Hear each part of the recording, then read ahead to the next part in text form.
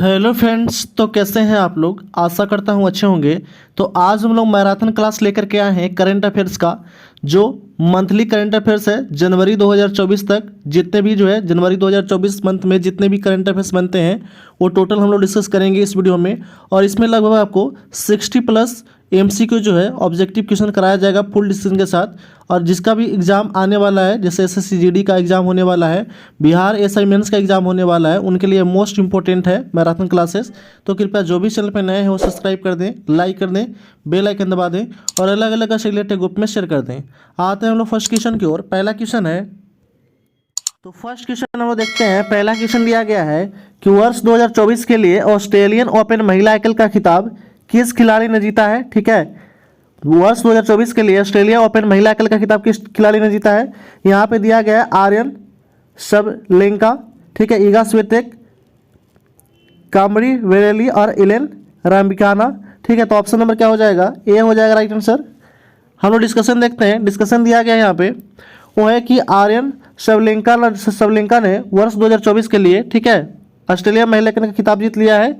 कौन जीता था, ऑप्शन में क्या हो जाएगा, तो यहाँ पे हो जाएगा आर्यन सबलेंका, ये बताए थे हम लोग। ठीक है, तो यहाँ पे जो है वो आपका डिस्कशन में दिया गया, आर्यन सबलेंका ने 2024 में ऑस्ट्रेलियन ओपन महिला एकल का खिताब जीता है। उन्होंने चीन के किनवेन जेंग को हराया है। इसका आयोजन कहाँ हुआ था, तो ऑस्ट्रेलिया के मेलबर्न पार्क में किया गया था और इन्होंने 6-3, 6-2 गेम से अपनी जीत हासिल किया है। वर्तमान में आर्यन सबलेंका जो है वो दुनिया के दूसरे नंबर की खिलाड़ी हैं, ये भी आपको ध्यान में रखना है। आते हैं नेक्स्ट क्वेश्चन की ओर। सेकेंड क्वेश्चन है कि इनमें से वीरता पुरस्कार को उनके ऑर्डर में पीरियोडिक क्रम में व्यवस्थित करना है। तो हम लोग देखते हैं ऑप्शन नंबर क्या हो जाए। पहला है कि परमवीर चक्र, फिर अशोक चक्र, फिर महावीर चक्र, फिर कीर्ति चक्र, फिर वीर चक्र, फिर शौर्य चक्र, यानी कि ऑप्शन नंबर क्या हो जाएगा, ए हो जाएगा राइट आंसर। डिस्कशन देखते हैं हम लोग। यहाँ पे डिस्कशन दिया गया है। डिस्कशन है कि वीरता पुरस्कार का वरीयता क्रम यह परिवेन चक्र, अशोक चक्र, महावीर चक्र, कीर्ति चक्र, वीर चक्र और शौर्य चक्र है। वीरता पुरस्कार की घोषणा साल में 2 बार की जाती है, गणतंत्र दिवस, स्वतंत्र दिवस पर किया जाता है। ठीक है, गणतंत्र दिवस और स्वतंत्र दिवस पर किया जाता है। हाल ही में यह पुरस्कार की घोषणा किया गया था। 2024 में 6 कीर्ति चक्र, 16 शौर्य चक्र और 80 जो है वो वीरता पुरस्कार जो है प्रदान किया गया है। नेक्स्ट क्वेश्चन है, थर्ड नंबर क्वेश्चन दिया गया है। थर्ड क्वेश्चन है कि हाल ही में भारतीय शास्त्रीय संगीत गायिका डॉक्टर प्रभा अन्ने का निधन हो गया है। डॉक्टर प्रभा अन्ने किस घराने से संबंधित थी, तो डॉक्टर प्रभा अन्ने जो थी वो किराना घराने से संबंधित थी। ऑप्शन नंबर क्या हो जाएगा, ए हो जाएगा राइट आंसर। डिस्कशन देखते हैं हम लोग। डिस्कशन दिया गया है कि 13 जनवरी 2023 को किराना घराने की भारतीय शास्त्रीय संगीत गायिका डॉक्टर प्रभा अन्ने को निधन हो गया है। यह क्वेश्चन पूछा जाता है कि डॉक्टर प्रभा अन्ने किससे संबंधित है, तो संगीत, शास्त्रीय संगीत से, ये आपको ध्यान में रखना है। डॉक्टर प्रभा अन्ने का जन्म महाराष्ट्र के पुणे में हुआ था। इन्होंने ठीक है, स्वरामीय, अंतस्वर आदि पुस्तकें लिखी हैं। ठीक है, कुछ अवार्ड जो है इनको दिया गया था, कौन कौन सा ये देख लेते हैं हम लोग। तो इन्हें कुछ अवार्ड दिया गया था। 2022 में पद्म विभूषण अवार्ड, 2022 में पद्म विभूषण, 2002 में पद्म भूषण अवार्ड, 1990 में पद्म श्री और 1991 में संगीत नाटक अकादमी अवार्ड भी दिया गया था इनका। ठीक है, नेक्स्ट हम आते हैं। अगला क्वेश्चन है, 4 नंबर क्वेश्चन दिया गया कि दोरजी सेरिंग लेप्चा को किस राज्य से राज्यसभा के लिए निर्वाचित किया गया है। तो दोरजी सेरिंग लेप्चा को किस राज्य के राज्यसभा के लिए नियुक्त किया गया है, तो आपका सिक्किम से। ऑप्शन नंबर क्या हो जाएगा, डी हो जाएगा राइट आंसर। डिस्कशन देखते हैं हम लोग। डिस्कशन दिया गया है कि हाल ही में दोरजी सेरिंग लेप्चा को सिक्किम से राज्यसभा की एकमात्र सीट के लिए राज्यसभा का सदस्य निर्विरोध निर्वाचित किया गया है इनको। दोरजी सेरिंग लेप्चा वर्तमान में सिक्किम के गनथांग मचोंग विधानसभा क्षेत्र से भारतीय जनता पार्टी के विधायक हैं। इसके साथ ही दिल्ली ने आम आदमी पार्टी के सदस्य संजय सिंह, स्वाति मालीवाल, एनडीए गुप्ता को राज्यसभा के लिए निर्विरोध निर्वाचित घोषित किया गया है। राज्यसभा जो सीट है वो कितना है, राज्यसभा का गठन हुआ था 3 अप्रैल 1952 को। ठीक है, राज्यसभा का गठन कब हुआ था, 3 अप्रैल 1952 को। ठीक है, भाग 5 में अनुच्छेद 80 में इसका चर्चा मिलता है। राज्यसभा का यह संसद का उच्च सदन है जो संसद में भारतीय संघ के राज्यों और केंद्रशासित प्रदेशों का प्रतिनिधित्व करता है। राज्यसभा के संसद का स्थायी सदन कहा जाता है क्योंकि यह कभी जो है वो भंग नहीं होता है। ठीक है, लोकसभा भंग हो जाता है लेकिन राज्यसभा कभी भंग नहीं होता है। नेक्स्ट क्वेश्चन देखते हैं हम लोग। 5 नंबर क्वेश्चन है कि पंजाब के त्योहार लोहड़ी प्रकृति के किस तत्व की पूजा किया जाता है? तो यह प्राकृतिक में जो है वो अग्नि की पूजा किया जाता है। ऑप्शन नंबर डी हो जाएगा राइट आंसर। डिस्कशन देखते हैं हम लोग। डिस्कशन यहाँ पे दिया गया है कि 13 जनवरी को त्योहार लोहड़ी पंजाब में मनाया गया है। लोहड़ी त्योहार में प्राकृतिक 5 तत्व है, आकाश, वायु, अग्नि, जल और पृथ्वी। अग्नि तत्व की पूजा की जाती है इसमें, ठीक है। लोहड़ी त्योहार को लोकप्रिय शीतकालीन लोक त्योहार भी कहा जाता है, जो फसलों की कटाई और सर्दियों के मौसम के अंतिम का यह प्रतीक है, ठीक है। उसके बाद है कि लोहड़ी त्योहार को लाल लोई के नाम से भी जाना जाता है, ये भी आपको ध्यान रखना है। लाल लोई के नाम से भी जाना जाता है लोहड़ी त्योहार को। लोहड़ी हरियाणा, हिमाचल प्रदेश, जम्मू कश्मीर के कुछ हिस्सों में भी मनाया जाता है, ठीक है। पंजाब में जो है वो कुछ त्यौहार मनाया जाता है, कौन कौन सा? तो पंजाब के अन्य त्यौहार है होला मोहल्ला और बैसाखी, ये भी त्यौहार मनाया जाता है पंजाब में। नेक्स्ट क्वेश्चन है, क्वेश्चन नंबर 6 है कि अंतर्राष्ट्रीय ऊंट महोत्सव 2024 में राजस्थान के किस जिले में हुआ था? तो अंतर्राष्ट्रीय ऊंट महोत्सव जो था वो राजस्थान के बीकानेर जिले में इसका आयोजन किया गया है। ऑप्शन नंबर डी हो जाएगा राइट आंसर। नेक्स्ट हम लोग देखते हैं, डिस्कशन दिया गया है यहाँ पे। डिस्कशन है कि राजस्थान के बीकानेर में अंतर्राष्ट्रीय ऊंट महोत्सव 2024 का आयोजन किया गया। उत्सव की शुरुआत बीकानेर के रामपुरिया हवेली से हुआ था। अंतर्राष्ट्रीय ऊंट महोत्सव का आयोजन राजस्थान पर्यटन विभाग द्वारा हर वर्ष किया जाता है, ठीक है। उसके बाद कुछ एक्स्ट्रा पॉइंट है कि महोत्सव के दौरान राजस्थान के प्रमुख लोक नृत्य जैसे कालबेलिया, अग्नि नृत्य, अन्य पारंपरिक उत्सव आयोजित किए गए। उद्देश्य क्या था? तो राजस्थान में पर्यटन को बढ़ावा देना। राजस्थान में आयोजित होने वाले अन्य उत्सव कौन कौन सा है? रेगिस्तान महोत्सव जैसलमेर में, पुष्कर मेला पुष्कर में आयोजित किया जाता है। और हाथी जो है हाथी उत्सव जो है वो जयपुर में आयोजन किया जाता है। मेवाड़ महोत्सव उदयपुर में और शीतकालीन महोत्सव माउंट आबू में, ये भी आपको ध्यान में रखना है। नेक्स्ट क्वेश्चन है 7 नंबर क्वेश्चन है कि मकराविलक्कू निम्नलिखित में से किस राज्य का मकर संक्रांति पर आयोजित एक वार्षिक उत्सव है? तो मकराविलक्कू जो है वो कहाँ मनाया जाता है? केरला में मनाया जाता है मकर संक्रांति के समय। ऑप्शन नंबर सी हो जाएगा राइट आंसर। एक्स्ट्रा कुछ पॉइंट देखते हैं हम लोग। दिया गया है कि मकरविलक्कू केरल के सबरीमाला अयप्पा मंदिर में मकर संक्रांति पर आयोजित एक वार्षिक उत्सव है। मकर संक्रांति त्यौहार सूर्य के उत्तरायण होने पर मनाया जाने वाला फसल उत्सव है। मकर संक्रांति एक हिंदू त्यौहार है और यह प्रत्येक वर्ष माघ महीने में और ग्रेगोरियन कैलेंडर के अनुसार जनवरी माह में मनाया जाता है, ठीक है। अन्य जो है वो क्या है? तो भारत के विभिन्न राज्यों के अन्य नामों से मकर संक्रांति मनाया जाता है, कौन कौन सा? तो जम्मू कश्मीर में सिसुर सकरात के नाम से और तमिलनाडु में पोंगल के नाम से मनाया जाता है। नेक्स्ट क्वेश्चन है, अगला प्रश्न है कि हाल ही में मशहूर शायर मुनव्वर राना का निधन हो गया। इन्हें ठीक है, इन्हें किस कविता के लिए 2014 में साहित्य अकादमी पुरस्कार दिया गया था? तो यह दिया गया था आपका सहदावा के लिए इनको साहित्य पुरस्कार दिया गया था। ऑप्शन नंबर बी हो जाएगा राइट आंसर। नेक्स्ट हम लोग देखते हैं, डिस्कशन जो है एक्स्ट्रा वो दिया गया है कि हाल ही में मशहूर शायर मुनव्वर राना को 71 साल की उम्र में निधन हो गया था।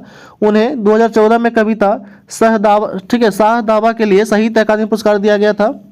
मुनव्वर जो थे वो कहाँ के थे? तो मुनव्वर राना जो थे वो जन्म रायबरेली उत्तर प्रदेश में हुआ था। प्रमुख उनके पुस्तक जो है वो कौन सा है? तो गजल गाँव है, पीपल छाव, बंदन सराय, नीम के फूल, सबके लिए, ये सभी जो है उनका प्रमुख पुस्तकें हैं। उनको पुरस्कार दिया गया 2014 में साहित्य अकादमी पुरस्कार कविता साहब, ठीक है, शाहदावा के लिए। और 2005 में डॉक्टर जाकिर हुसैन अवार्ड भी उनको प्रदान किया गया था। नेक्स्ट क्वेश्चन है, अगला प्रश्न है कि किस महिला खिलाड़ी ने फीफा बेस्ट प्लेयर अवार्ड 2023 जीता है? तो फीफा बेस्ट प्लेयर अवार्ड 2023 जो है वो किसने जीता है? तो वो जीत लिया आपका अनीता बोनामार्टी ने, ठीक है, बोनामार्टी ने जीता है। ऑप्शन नंबर सी हो जाएगा राइट आंसर। एक्स्ट्रा कुछ पॉइंट देख लेते हैं हम लोग। दिया गया कि 16 जनवरी 2024 को फीफा द्वारा फीफा बेस्ट प्लेयर अवार्ड 2023 की घोषणा किया गया था।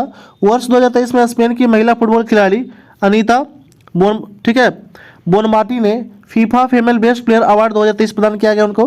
अनीता बोनमार्टी ने पहली बार फीफा बेस्ट प्लेयर अवार्ड जो है वो जीता है, ये भी आपको ध्यान में रखना है, ठीक है। वही पुरुष श्रेणी में अर्जेंटीना के खिलाड़ी लियोनेल मेसी ने FIFA mains best player award 2023 प्रदान किया गया है। लियोनेल मेसी का यह 8वीं बार FIFA men best player award. इससे पूर्व मेसी ने 2009, 10, 11, 12 और 15, 19 और 22 में यह अवार्ड जीत चुके हैं, ठीक है। अगला पॉइंट हम लोग देखते हैं। अगला पॉइंट दिया गया यहाँ पे, ठीक है, कि फीफा अवार्ड 2023 में फीफा बेस्ट गोलकीपर अवार्ड किनको दिया गया है? तो मेंस में दिया गया है एडरसन को, ठीक है, और फीमेल में दिया गया मारिया एरेप्स को दिया गया जो इंग्लैंड की हैं, ठीक है।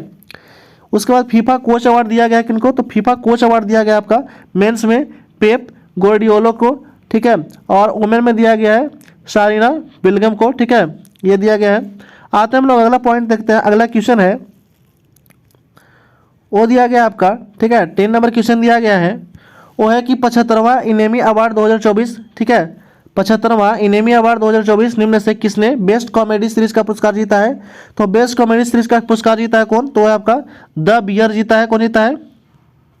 ये कौन जीता है? तो द बियर जीता है। ऑप्शन नंबर क्या हो जाएगा? डी हो जाएगा राइट आंसर। ठीक है, एक्स्ट्रा पॉइंट हम लोग देखते हैं। दिया गया है कि national academy of television arts and sciences द्वारा 75वें इनेमी अवार्ड 2024 का आयोजन अमेरिका के लॉस एंजलिस में किया गया था। इस दौरान 75वें इनेमी अवार्ड 2024 के विजेताओं की घोषणा की गई है। अवार्ड समारोह के दौरान The Bear best comedy series का अवार्ड जो है वो प्रदान किया गया है। एक्स्ट्रा पॉइंट हम लोग देखते हैं। वो दिया गया है कि ड्रामा सीरीज में किसको दिया गया था? तो बेस्ट सीरीज में सक्सेशन को दिया गया है। बेस्ट एक्टर कैरिन कुल्किन को दिया गया था। बेस्ट एक्टर जो था उसारा स्नूक को दिया गया है। ठीक है, उसके बाद है कॉमेडी सीरीज में बेस्ट सीरीज में द बियर को दिया गया है। ठीक है, और भी आप लोग देख लीजिएगा। इसका पीडीएफ जो है आपको व्हाट्सएप ग्रुप पर प्रोवाइड कर दिया जाएगा और व्हाट्सएप ग्रुप का लिंक इस वीडियो के डिस्क्रिप्शन में दे दिया गया है, तो वहाँ से जाकर के आप ज्वाइन कर लीजिएगा। आते हैं नेक्स्ट क्वेश्चन है, प्रसिद्ध धनु यात्रा का संबंध किस राज्य से है? तो ये मोस्ट इंपोर्टेंट है, बहुत बार एग्जाम में पूछ लिया गया है ये क्वेश्चन। ठीक है, धनु यात्रा जो महोत्सव है या त्यौहार है वो कहाँ मनाया जाता है, किस राज्य में? तो वह आपका उड़ीसा में मनाया जाता है। ठीक है, कुछ हम लोग एक्स्ट्रा पॉइंट देखते हैं। इससे दिया गया है कि दुनिया के सबसे बड़ी ओपन थिएटर के रूप में मानी जाने वाली प्रसिद्ध 11 दिवसीय 76वीं धनु यात्रा उड़ीसा में शुरू हुई। इस वर्ष धनु यात्रा 15 जनवरी से 25 जनवरी तक आयोजित किया जा रहा है। धनु यात्रा बुराई पर अच्छाई की जीत के प्रतीक के रूप में 1948, 47-48 में 12 उड़ीसा में शुरू किया गया था। ठीक है, उसके बाद एक्स्ट्रा और पॉइंट दिया कि यह महोत्सव कृष्ण लीला पर आधारित और इसमें कृष्ण और उनके मामा कंस के पैरानवी कहानी दिखाई जाती है। ठीक है, भारत सरकार के संस्कृति विभाग ने ठीक है नवंबर 2014 में धनु महोत्सव को राष्ट्रीय महोत्सव का दर्जा भी दिया गया है। उड़ीसा में मनाए जाने वाले अन्य उत्सव कौन कौन सा है? तो हम लोग देख लेते हैं। रथ यात्रा, ठीक है, रथ यात्रा है और क्या है? तो रथ यात्रा के साथ साथ है कलिंग उत्सव, छऊ महोत्सव, कोणार्क नृत्य महोत्सव और महाविषुव संक्रांति। ये सब मनाया जाता है कहाँ पे? तो उड़ीसा में मनाया जाता है, ये भी ध्यान रखना आपको।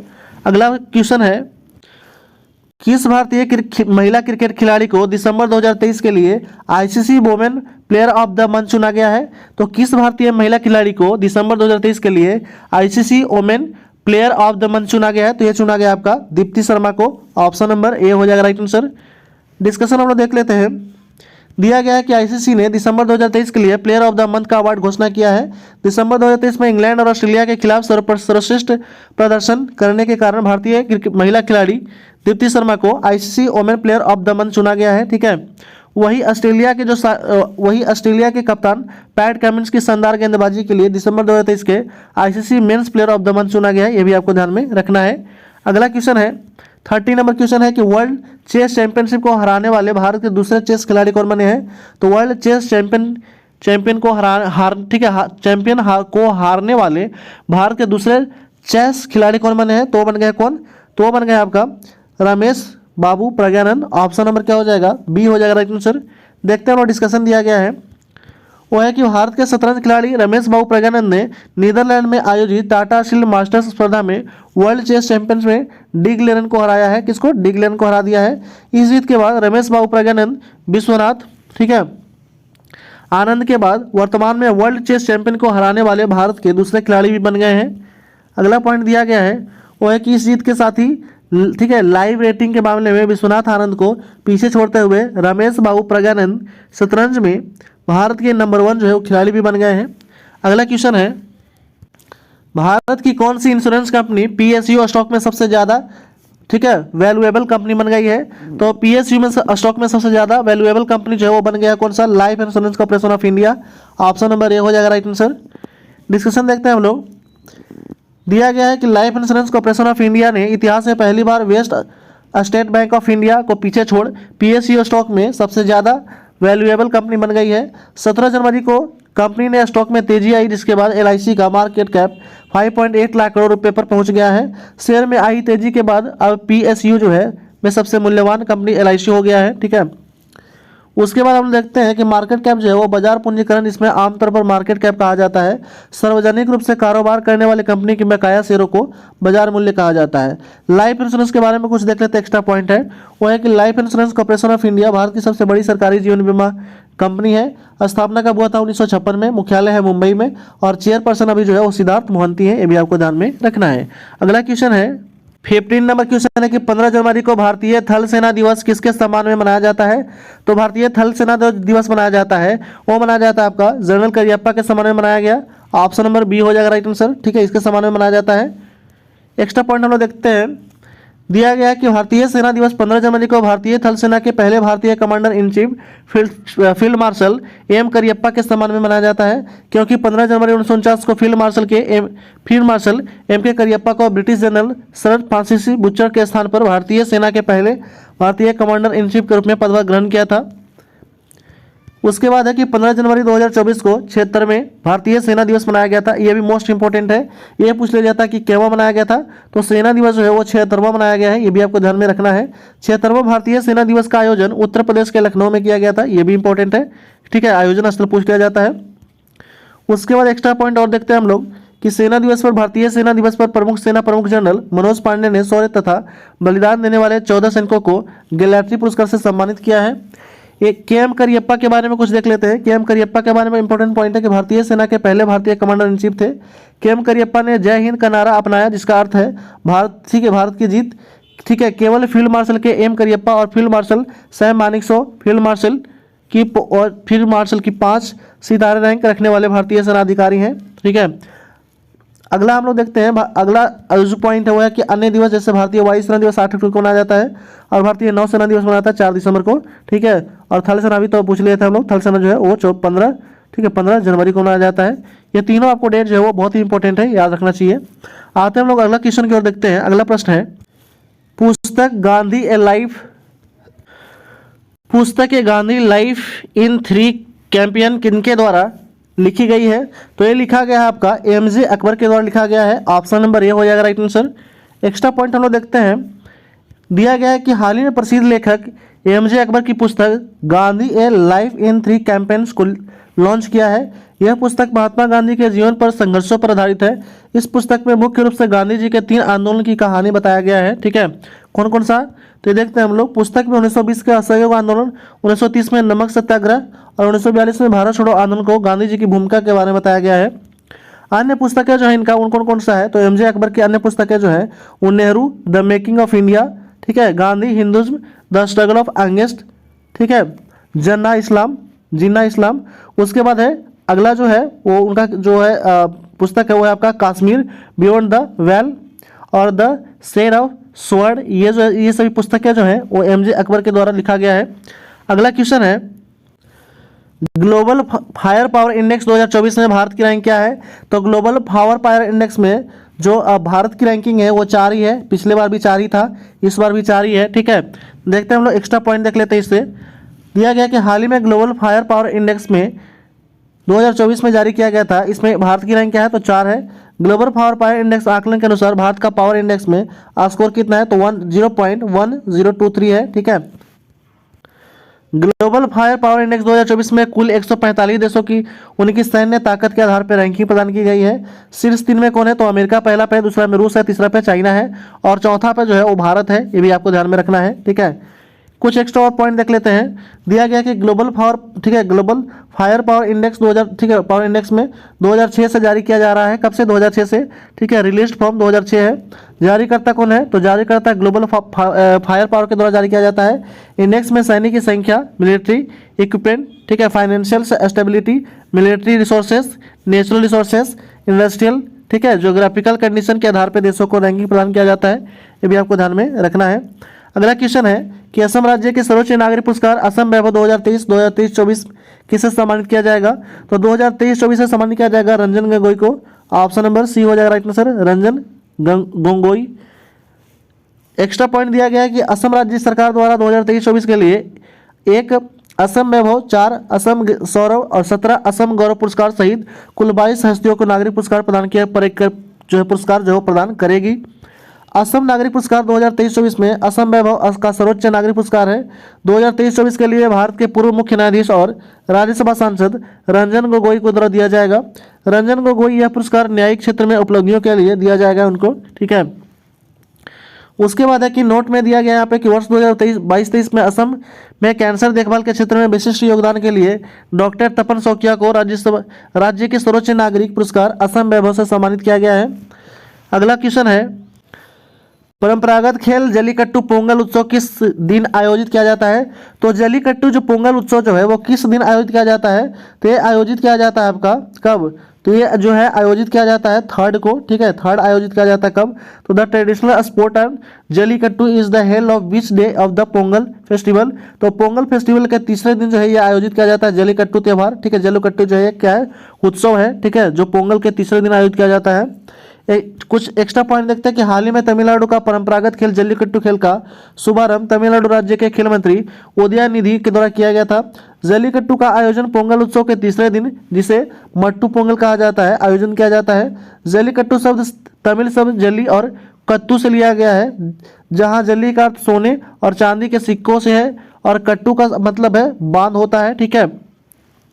कुछ एक्स्ट्रा पॉइंट और दिया गया है कि जल्लीकट्टू उत्सव में बैलों के सींग पर सिक्कों का एक थैला बांधा जाता है।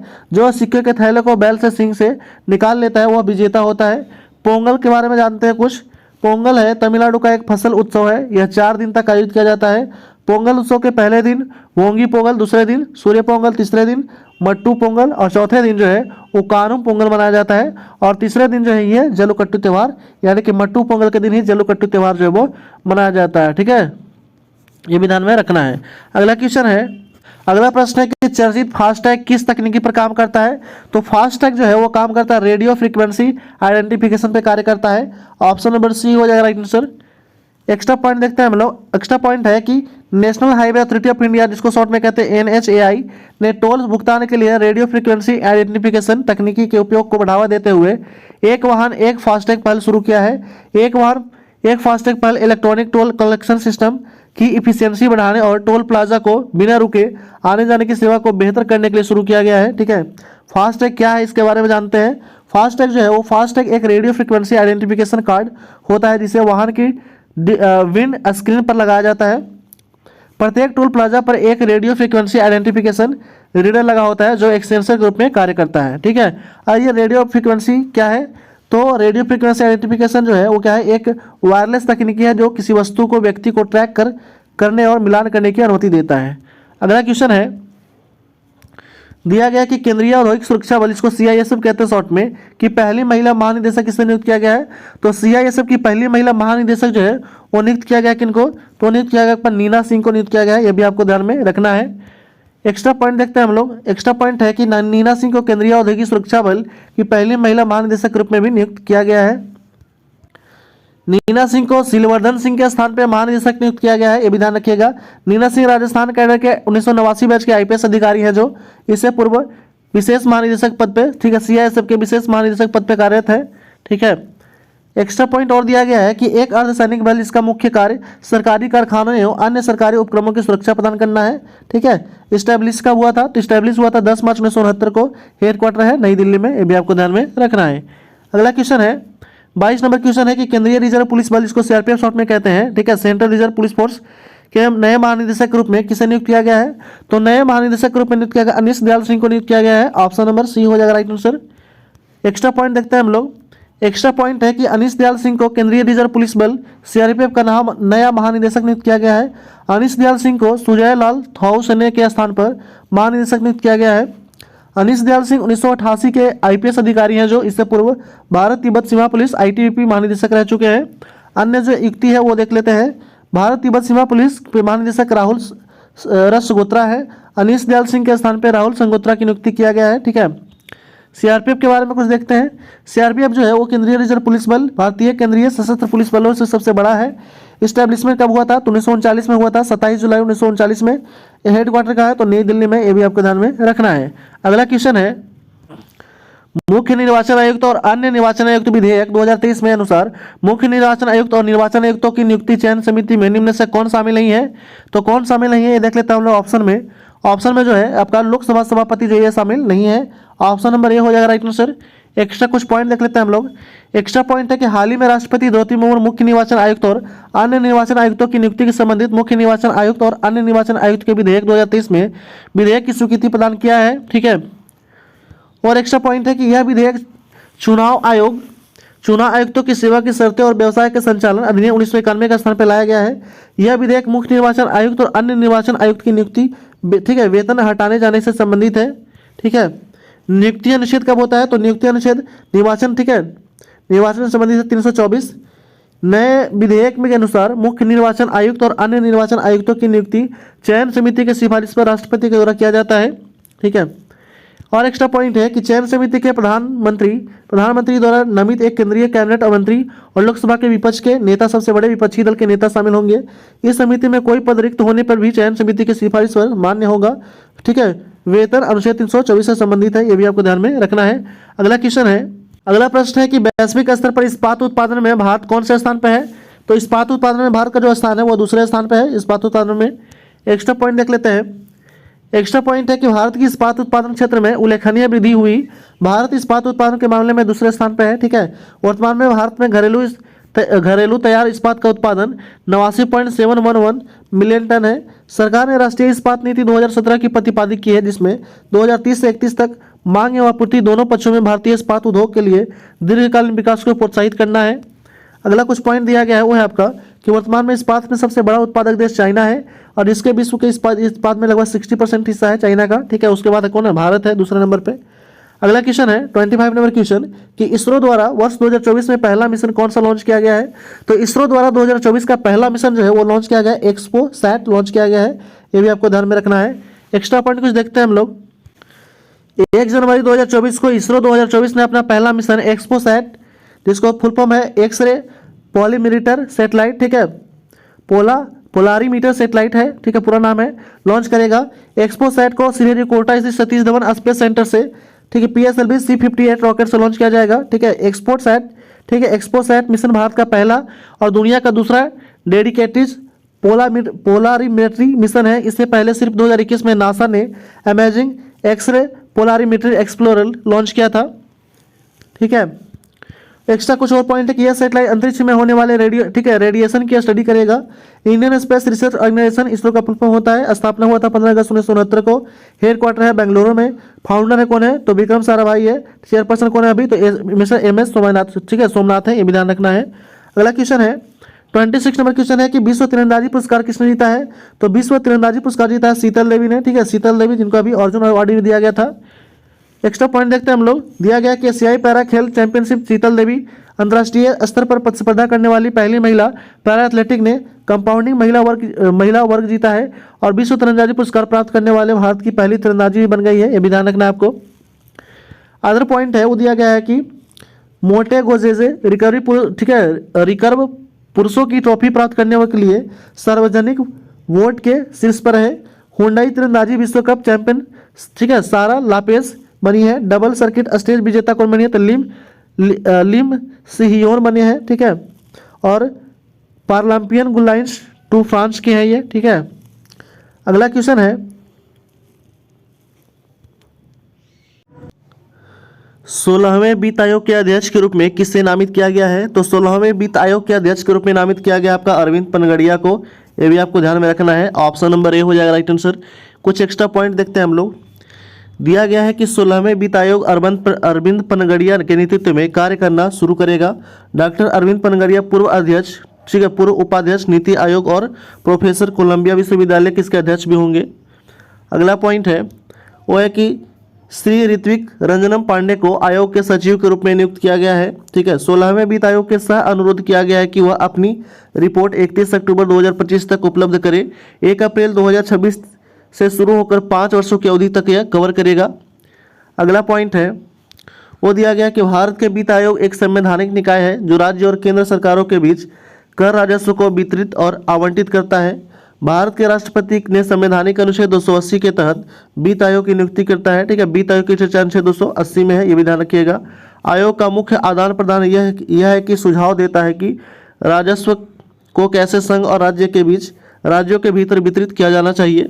अगला क्वेश्चन है, अगला प्रश्न है कि इनमें से कौन सा देश ब्रिक्स ग्रुप का हिस्सा नहीं है? तो ब्रिक्स ग्रुप का हिस्सा नहीं है कौन सा देश? तो है आपका अर्जेंटीना जो है वो ब्रिक्स ग्रुप का हिस्सा नहीं है। ऑप्शन नंबर डी हो जाएगा राइट आंसर। मिस्र है, इथियोपिया है और ईरान है, ठीक है। एक्स्ट्रा पॉइंट कुछ देखते हैं हम लोग। दिया गया है कि 2006 में ब्राजील, रूस, भारत और चीन ने ब्रिक्स समूह बनाया था। कौन कौन सा? तो ब्राजील, रूस, भारत और चीन ने ब्रिक्स समूह बनाया था। कब? 2006 में, यह भी अब इंपॉर्टेंट है। दक्षिण अफ्रीका 2010 में शामिल हुआ था जिससे यह ब्रिक्स बन गया, ठीक है। और मिस्र, इथियोपिया, ईरान, सऊदी अरब और संयुक्त अरब अमीरात 1 जनवरी में प्रवेश करेगा। ये भी आपको ध्यान में रखना है। ये नए सदस्य हैं कौन कौन से? मिस्र है, इथियोपिया है, ईरान है, सऊदी अरब है और संयुक्त अरब अमीरात जो है वो 1 जनवरी 2024 में जो है वो शामिल हो जाएंगे। कुछ एक्स्ट्रा और पॉइंट दिया गया है, वो है कि अर्जेंटीना को इसमें शामिल होने के लिए आमंत्रित किया गया था, लेकिन इसने नए अध्यक्ष जेवियर मिलेई ने कहा कि वह इससे शामिल नहीं होगा। ठीक है। विस्तारित समूह की संयुक्त आबादी लगभग 3.5 बिलियन या दुनिया की आबादी 45% है। अगला क्वेश्चन दिया गया है, नेक्स्ट प्रश्न है 30 नंबर क्वेश्चन है कि होन्शु द्वीप कहाँ स्थित है। ठीक है, मोस्ट इंपोर्टेंट क्वेश्चन है ये, स्टार मार्क कर लीजिएगा। होन्शु द्वीप जो है वो जापान में स्थित है। ठीक है, जापान में। कुछ एक्स्ट्रा पॉइंट देखते हैं हम लोग। दिया गया है कि जापान के प्रमुख द्वीप होन्शु द्वीप की पश्चिम हिस्से में भूकंप के तेज झटके का महसूस किए गए हैं। महज 90 मिनट में एक के बाद एक 21 भूकंप आए हैं। जापान एक भूकंप प्रवेश देश है जो अग्नि क्षेत्र में प्रशांत छल्ले में स्थित है। ठीक है।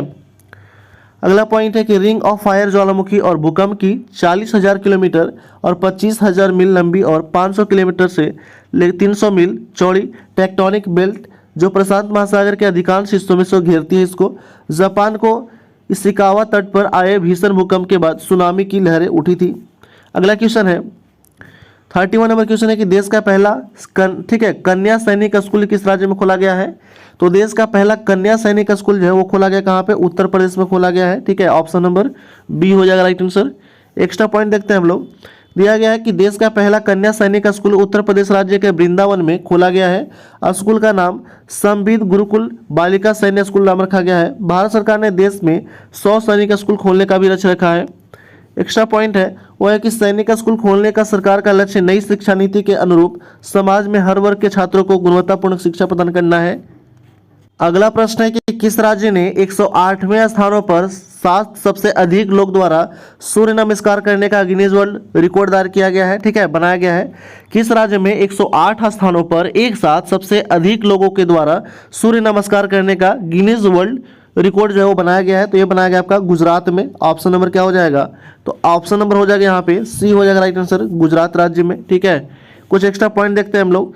दिया गया है कि गुजरात में सामूहिक सूर्य नमस्कार करने का गिनीज वर्ल्ड रिकॉर्ड बनाया गया। प्रधानमंत्री नरेंद्र मोदी ने नए साल के अवसर पर गुजरात की उपलब्धि की सराहना की है। ठीक है, एक्स्ट्रा पॉइंट है कि गुजरात में 108 स्थानों पर 50,000 से अधिक लोगों ने सामूहिक सूर्य नमस्कार किया है। इससे पूर्व दिसंबर 2023 में मध्य प्रदेश के ग्वालियर में एक साथ 1200 से अधिक लोग ठीक है तानसेन समारोह के दौरान तबला बजा करके विश्व रिकॉर्ड स्थापित किया था। ठीक है, अगला क्वेश्चन है, अगला प्रश्न दिया गया है वो है कि आर.के. त्यागी को किस महारत्न कंपनी का अध्यक्ष एवं प्रबंधन निदेशक नियुक्त किया गया है।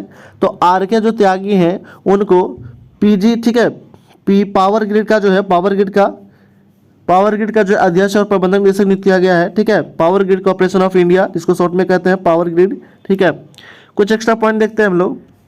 दिया गया है कि आर.के. त्यागी महारत्न company power grid corporation of India limited के अध्यक्ष और प्रबंधन निदेशक कार्यभार संभालेंगे। आर.के. त्यागी को श्रीकांत के स्थान पर यह पदभार संभालेंगे।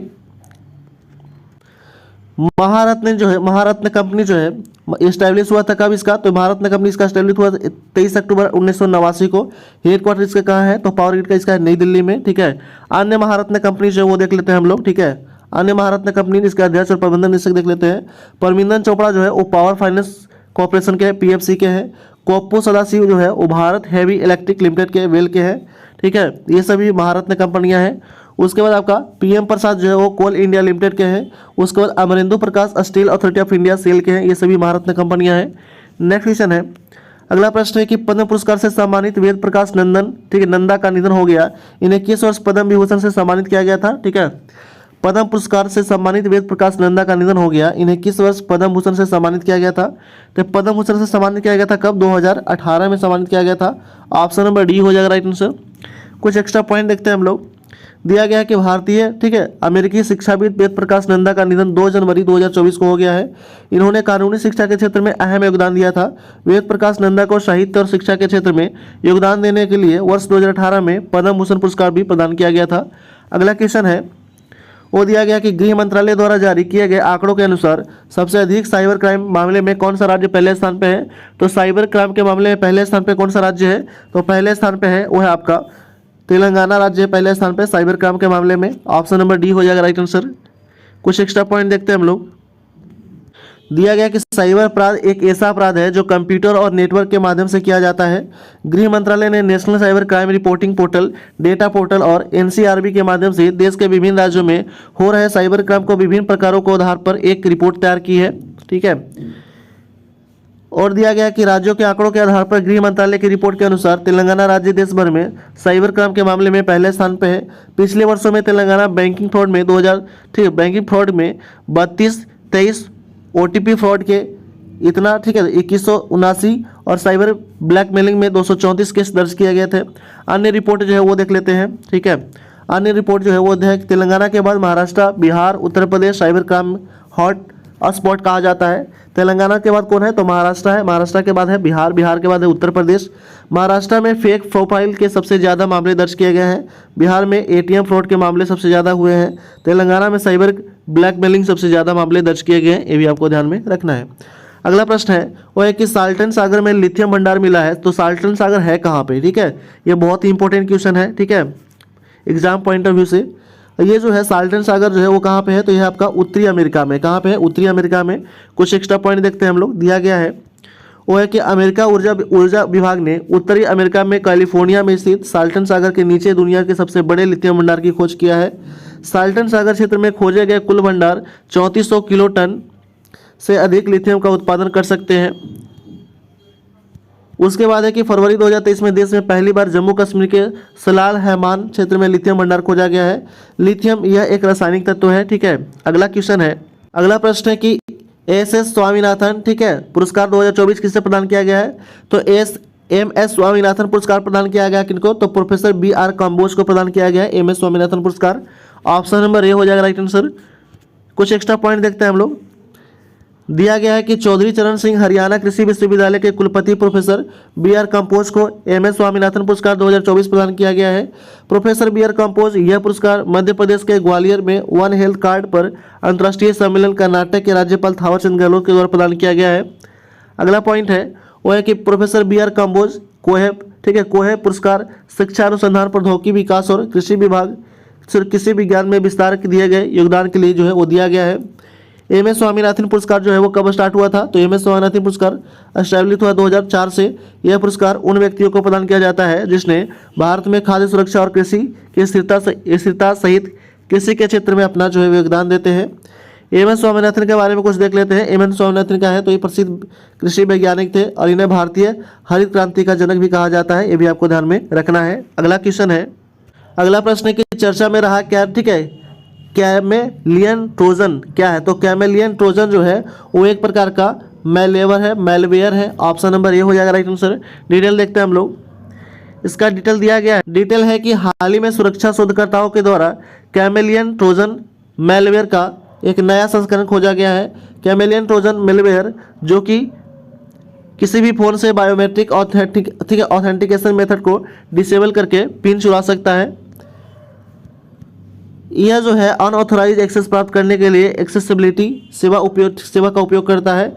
मैलवेयर और क्या है, ठीक है, इसके बारे में जानते हैं। मैलवेयर है कुछ द्वेषपूर्ण कंप्यूटर सॉफ्टवेयर को कहा जाता है। यह मैलिशियस सॉफ्टवेयर का संक्षिप्त रूप है। इसका प्रयोग कंप्यूटर पर किसी पहचान चोरी करने या गोपनीयता जानकारी के सेंध लगाने के लिए किया जाता है। मैलवेयर वायरस, वर्म, ठीक है, स्पाईवेयर, एडवेयर और ट्रोजन में शामिल होता है।